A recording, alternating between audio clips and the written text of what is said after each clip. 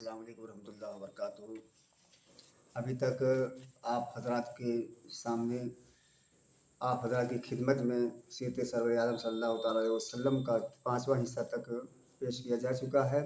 आज हुज़ूर सरवर कायनात सल्लल्लाहु अलैहि वसल्लम की सीरत का 6वां हिस्सा पेश करने की कोशिश कर रहा हूँ। हज़रात, ये सीरत सरवर आलम जो बयान किया जा रहा है ये हिंदी शब्दों में है और ये इसलिए है कि ताकि सभी हज़रात जो है इसको अच्छी तरह समझ सकें और हुज़ूर पाक सल्लल्लाहु अलैहि वसल्लम की जीवनी के बारे में जान सकें। तो आइए हम शुरू करते हैं। बिस्मिल्लाहिर्रहमानिर्रहीम। अल्लाह ताला कुरान पाक में इरशाद फरमाता है, जिसका तर्जुमा है, क्या ऐसा नहीं है कि उस यानी अल्लाह ने तुमको यतीम पाया तो ठिकाना प्रदान किया और सतमार्ग से बेखबर पाया तो सीधा रास्ता दिखलाया।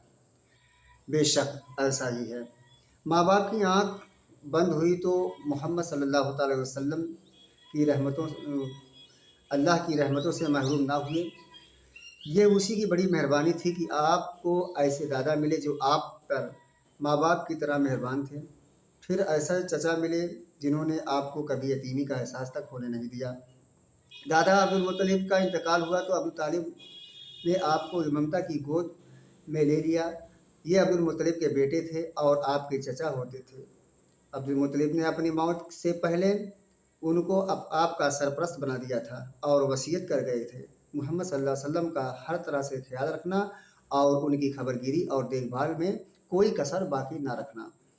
अब्दुल मुत्तलिब की कई बीवियां थीं। अब्दुल मुत्तलिब यानी मोहम्मद सल्लल्लाहु अलैहि वसल्लम के दादा, उनकी कई बीवियां थीं। उन बीवियों से 10 बेटे थे। अबू तालिब ना तो भाइयों में सबसे बड़े थे और ना सबसे अधिक मालदार ही थे, लेकिन सबसे ज़्यादा साहसी थे। सज्जनता और शराफत में भी सबसे बढ़कर थे। स्वभाव के भी बड़े सुशील थे। फिर मोहम्मद सल्लल्लाहु अलैहि वसल्लम के बाप अब्दुल्ला और वे दोनों सगे भाई थे।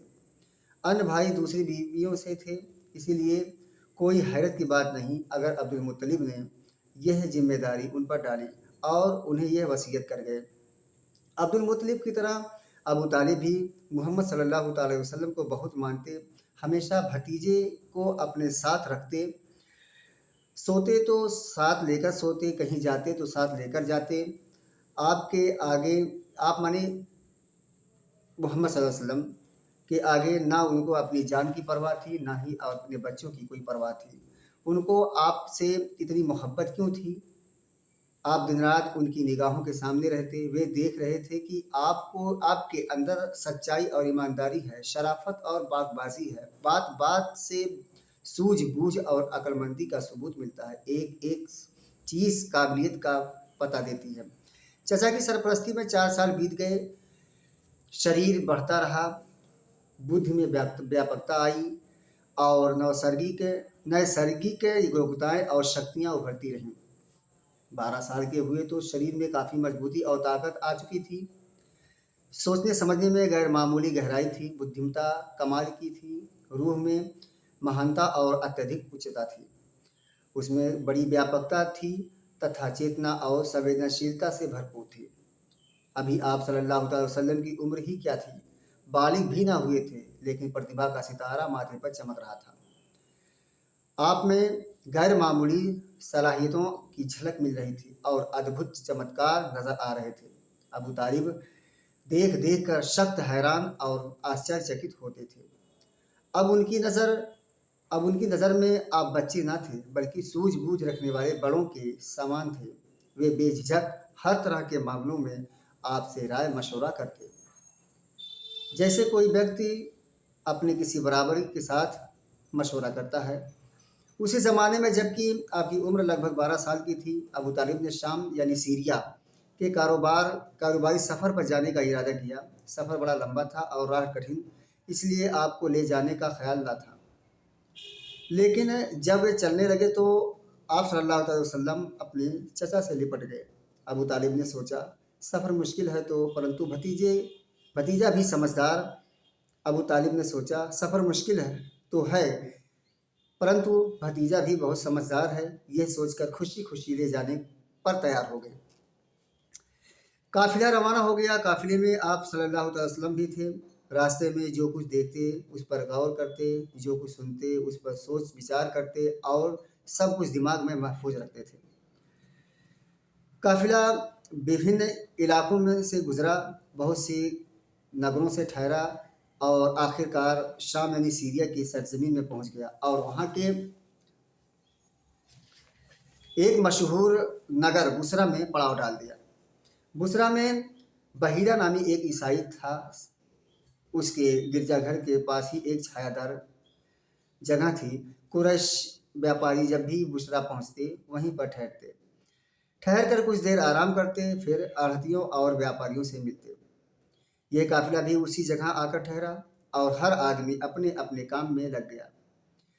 कोई ज़्यादा थका हुआ था तो बैठकर दम लेने लगा, कोई भूख से बेकरार था तो खाना खाने लगा, कोई अपनी कारोबारी सामान ठीक ठाक करने लगा कि जल्दी से उसे ठिकाने लगाएं, और अभी कोई बहुत ज़्यादा देर नहीं हुई थी। लोग इसी तरह अपने अपने कामों में लगे हुए थे कि एक व्यक्ति बुलाने आया। बोला, आप लोग बहीरा के यहाँ तशरीफ़ ले चलें, उन्होंने खाने का इंतज़ाम किया है और आप सभी लोगों को दावत में बुलाया है।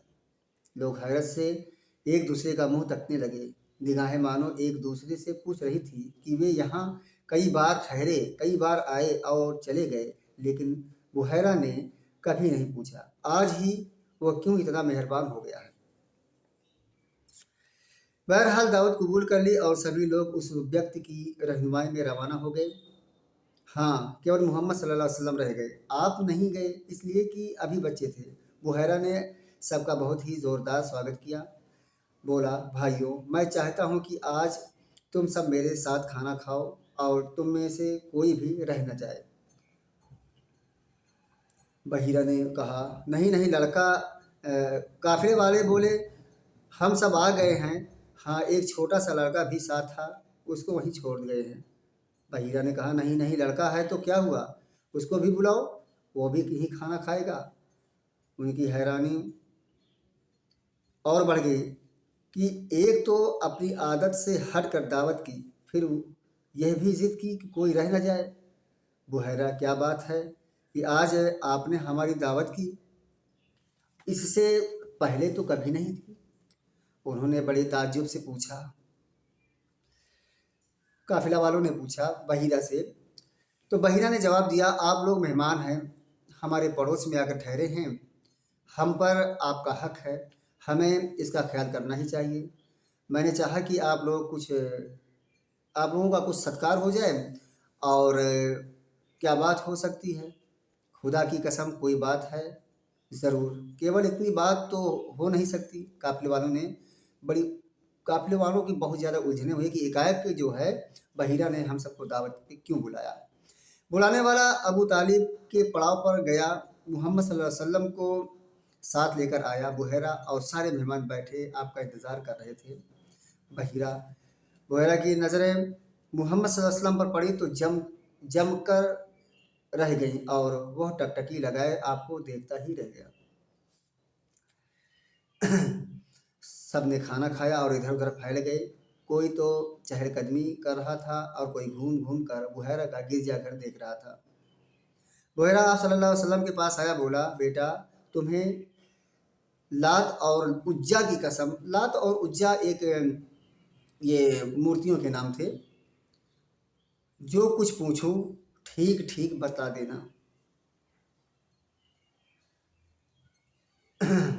हुजूर पाक सल्लल्लाहु अलैहि वसल्लम ने तुरंत टोकते हुए कहा, लात और उज्जा की कसम मत दीजिए, यानी बुतों की कसम हमको मत दीजिए। तो बुहैरा ने कहा, अच्छा खुदा की कसम, जो कुछ पूछूं सब बतला देना। बुहैरा ने दूसरी बार विनम्रता से कहा और मोहम्मद सल्लल्लाहु अलैहि वसल्लम ने कहा, पूछिए क्या पूछते हैं। बुहैरा ने आप ही के बारे में तरह तरह के सवाल करने लगा। कुछ मिजाज और तबीयत का हालचाल पूछा, कुछ आदतों और स्वभाव के बारे में मालूम किया। आप सल्लल्लाहु अलैहि वसल्लम उनके हर सवाल का जवाब देते रहे। इतने में अबू तालिब मोहम्मद सल्लल्लाहु अलैहि वसल्लम को लेने आ गए। ये लड़का तुम्हारा है? बुहैरा ने पूछा अबू तालिब से, ये लड़का तुम्हारा है? अबू तालिब ने जवाब दिया, हाँ ये मेरा बेटा है। अबू तालिब ने यूं ही चलता फिरता हुआ जवाब दे दिया था। ये कैसे हो सकता है? बुहैरा ने कहा, ये कैसे हो सकता है, ये तुम्हारा बेटा नहीं, इस लड़के का बाप जिंदा हो ये हो ही नहीं सकता। बुहैरा ने अबू तालिब की बात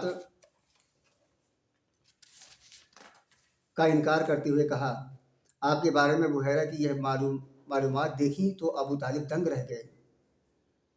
तब अबू तालिब ने कहा, हाँ, यह मेरा भतीजा है और इसका बाप बुहैरा बुहैरा ने सवाल किया, फिर इसका बाप? तो अबू तालिब ने कहा, अभी यह माँ के पेट में ही था कि बाप का इंतकाल हो गया। अबू तालिब ने बात को स्पष्ट किया, तुमने सच कहा, अब अपने भतीजे को घर वापस ले जाओ और देखो इसे यहूदियों से बचाए रखना। खुदा की कसम, अगर उन्होंने देख लिया और जिस हद तक मैंने इसे पहचान लिया है उन्होंने भी पहचान लिया तो इसकी जान के पीछे पड़ जाएंगे। तुम्हारा यह भतीजा कितना महान पुरुष होगा इसकी तुम कल्पना भी नहीं कर सकते। बस यह समझ लो कि ये वो हीरा है जिसके जैसा हीरा कोई पैदा नहीं हुआ। बुहैरा एक ही सांस में ये सारी बातें कह गया। बिल्कुल ऐसा लग रहा था कि जैसे वो बाइबल का कोई सबक सुना रहा हो। ये मोहम्मद सल्लल्लाहु अलैहि वसल्लम के माथे पर लिखी हुई तकदीर पढ़ रहा था। बुहैरा का चेहरा खुशी और इत्मीनान से चमक रहा था और अपने मन में कह रहा था, मेरा अंदाज़ा बिल्कुल ठीक निकला। सदकल्लाहुल मौलाना तसीम। अजीज साथियों, आज बस सीरत सरवर आलम सल्लल्लाहु अलैहि वसल्लम का छठे हिस्से का यहीं तक, क्योंकि वीडियो बहुत लंबी हो जा रही है। अब हम इंशाअल्लाह ताला सीरत सरवर आलम का 7वां हिस्सा कल आपकी खिदमत में पेश करेंगे। तब तक के लिए खुदा हाफिज़।